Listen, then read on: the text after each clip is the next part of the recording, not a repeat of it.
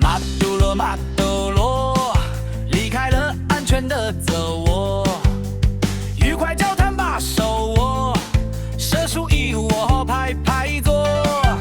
那微笑的东方大国，做出了一堆的承诺，让他放手干别退缩，他在幻想中着了魔。天上的白云一朵朵，无人机在里面穿梭，手机后台被攻破，位置被传给美丽国。身形高大的马杜罗被士兵带出了泽窝，可惜了那美丽老婆，生活瓜变成黄脸婆。